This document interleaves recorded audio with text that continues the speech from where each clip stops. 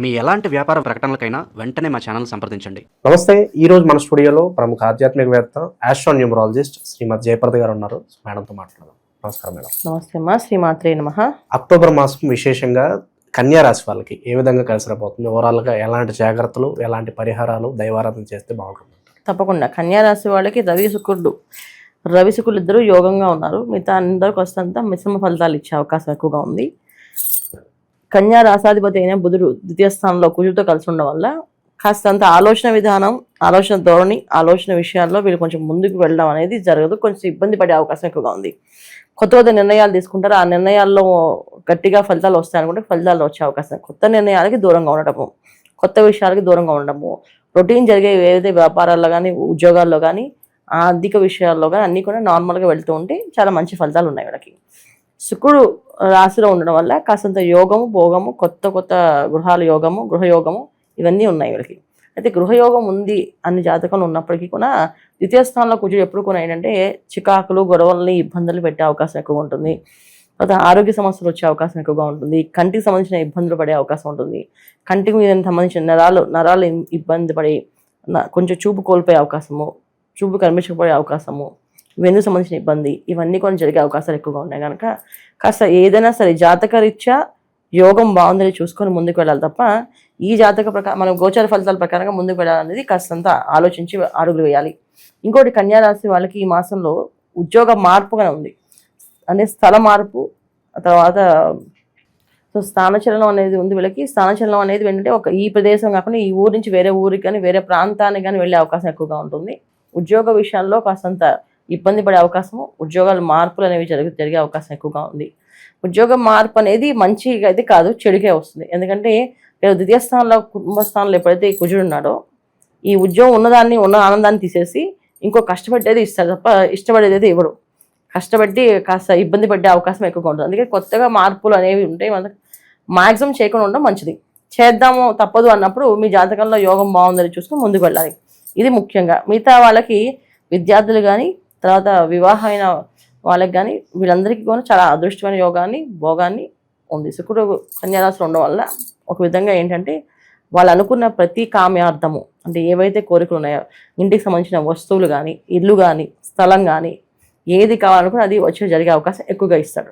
అంటే ఏది కోరేమో ఆ కోరిన వరాలన్నీ ఇచ్చే అవకాశం ఎక్కువ శుక్రుడు ఒక యోగం ఇస్తాడు. అలాగే రవి ఉండడం వల్ల ఏంటంటే ప్రతి ఒక్క ఫలితాన్ని పర్ఫెక్ట్గా వచ్చేటట్టుగా చేస్తాడు ఆయన. సో రవి శుక్రులు ఇద్దరు కూడా యోగం, భోగాన్ని ఇస్తారు. కనుక బుధ కుజులు ఇద్దరు కూడా ఇబ్బంది పెట్టి ఉంటారు. సరే, 2 గ్రహాలు యోగిస్తే 2 గ్రహాలు యోగించట్లేదు. ఇది గోచారంలో ఉండే ఫలితాలు. ముఖ్యంగా ఏంటంటే ఫిల్మ్ ఇండస్ట్రీలో కానీ, టీవీ రంగాల్లో ఉండేవాళ్ళు కానీ, యాక్టర్స్ కానీ, ప్రొఫెషనల్స్గా ఉండేవాళ్ళు మాత్రం కొంచెం జాగ్రత్తగా ఉండాలి. అంటే పేరు ప్రఖ్యాతులు పోయే అవకాశం కానీ, పేరు దెబ్బతినే అవకాశం కానీ, వాళ్ళ మీద ఏదైనా నిందలు రావడం కానీ, ఆరోపణలు రావడం కానీ, కాస్త సంబంధించిన కోర్టుకు సంబంధించిన విషయాలు కానీ, పోలీసు గొడవలతో కానీ, పోలీసు కేసులు కానీ ఇవి కూడా వచ్చే అవకాశం ఎక్కువగా ఉంది. ఇది కొంచెం జాగ్రత్తగా ఉండాలి వీళ్ళు. ఈ విషయాలు మిగతా వాళ్ళందరికీ చాలా ఆనందంగా, సంతోషంగానే ఉంది.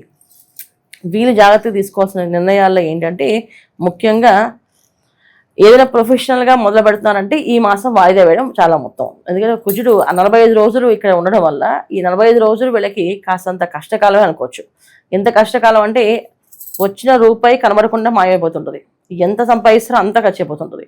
అది దేనికి ఖర్చు అయిపోతుంది, ఎలా ఖర్చు అయిపోతుంది అనేది అసలు ఏ లెక్కలు ఉండవట. అలా ఖర్చు అవుతూ ఉంటుంది. ఏదో ఒక రకమైన ప్రమాదం కానీ, ఏదో రకమైన ఇబ్బంది కానీ, ఏదో రకమైన రావడం కానీ జరుగుతూ ఉంటుంది. గతంలో ఎప్పుడో చేసిన ఏమైనా అప్పులు కానీ ఏమైనా ఉంటే కానీ వాళ్ళు రావడం కానీ, అవి వడ్డీ రూపంలో మన దగ్గర వసూలు చేయడం కానీ, ఖచ్చితంగా ఇవ్వకపోతే ఊరుకోమని చెప్పడం కానీ, ఇదే అపనిందలు, ఈ ఇబ్బందులు ఉన్నాయి కదా, వీటిల్లో ఏదైనా రావచ్చు. ఇలా జరిగే అవకాశాలు ఎక్కువగా ఉన్నాయి. అందుకని ఏంటంటే డబ్బు చాలా జాగ్రత్తగా పట్టుకోవడం, జాగ్రత్తగా వాడుకోవడం అనేది చాలా చాలా ముఖ్యం. ఈ ఆన్లైన్ పేమెంట్స్లో ఓసారి డబ్బు ఒకరికి ఇవ్వబోయి ఇంకొకరికి వెళ్ళే అవకాశం కూడా ఉంది. అంటే మనకి తెలియకుండానే మన డబ్బు మన చేతిలోంచి మనం మాయమయ్యే అవకాశం ఉంది. అలాగే ఆన్లైన్ మోసాలు ఏవైతే ఉన్నాయో ఈ మోసాలకి గురయ్యే అవకాశం ఉంది వీళ్ళకి ఈ మాసంలో. సో కన్యా రాశి వాళ్ళు ఎలా చూసుకున్నా కాస్త జాగ్రత్తగా ఆచితూచి అడుగులు వేస్తే తప్ప ముందుకు వెళ్ళరు.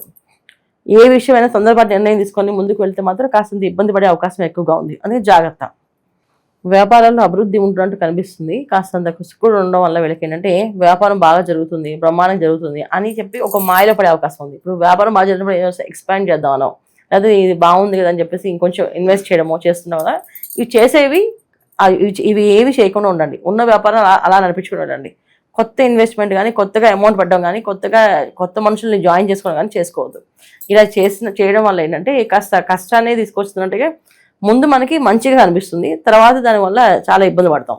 ఇది ఎప్పుడు దాకా అంటే కాస్త 18 వరకు జాగ్రత్తగా ఉంటే 18వ తారీఖు నుంచి మీకు గురువు మళ్ళీ లాభస్థానంలోకి వస్తున్నాడు. సో లాభస్థానంలో గురువు రావడం వల్ల కాస్తంత యోగ్యంగా కాస్త పనులు ఏది ఇబ్బంది పెట్టకుండా, మీకు అవమానాలు పడకుండా, ఆ ఆరోపణలు మీ మీద రాకుండా, నిందలు ఏం పడకుండా జాగ్రత్త పడే అవకాశం, అంటే జాగ్రత్తగా ఉండే అవకాశం ఎక్కువగా వస్తుంది. సో గురువు ఎప్పుడు కూడా లాభస్థానంలో శుభగ్రహాలు పాపగ్రహాలు ఫలితాలు ఎలా ఇస్తాయంటే, శుభగ్రహాలు ఏమో సాఫ్ట్గా ఇస్తాయి, అంటే ఏ ఇబ్బంది పడకుండా అలా ముందు తీసుకెళ్తాయి. పాపగ్రహాలు ఏంటంటే కొంచెం అగ్రెసివ్గా తీసుకెళ్తాయి, పైకి తీసుకెళ్ళి స్టార్లు చేసేస్తాయి, అంటే నైట్ వీళ్ళు స్టార్ అయిపోతుంటారు, అలా అయ్యే అవకాశం ఎక్కువగా ఉంటుంది. కానీ ఇక్కడ గురువు వస్తున్నాడు కనుక అలా స్టార్ అయ్యే అవకాశం ఉండదు, కానీ అపనిందలు పడకుండా, నిందలు పడకుండా మిమ్మల్ని కాపాడే అవకాశం ఎక్కువగా ఉంటుంది. 18 వరకు జాగ్రత్తగా ఉంటే ఆ తర్వాత నుంచి గురువు ఒక అనుగ్రహం వల్ల వీళ్ళు అన్ని యోగాలు అనుభవించే అవకాశం ఎక్కువగా ఉంటుంది. విశేషంగా ఎలాంటి పరిహారాలు వీళ్ళకి బాగుంటాయి అంటారు?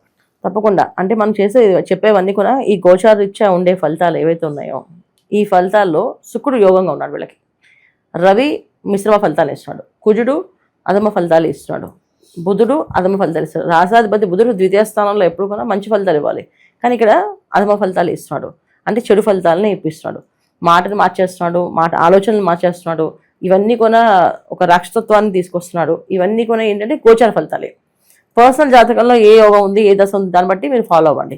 అదే జాతకంలో ఉండే యోగాలు బట్టే మన జీవితం ఉంటుంది, కానీ ఈ గోచార ఫలితాలు అనేది దానికి కొంచెం యాడ్ అయ్యి ప్లస్ పాయింట్స్ అయితే ప్లస్ పాయింట్స్, మైనస్ అయితే మైనస్ జరుగుతుంది.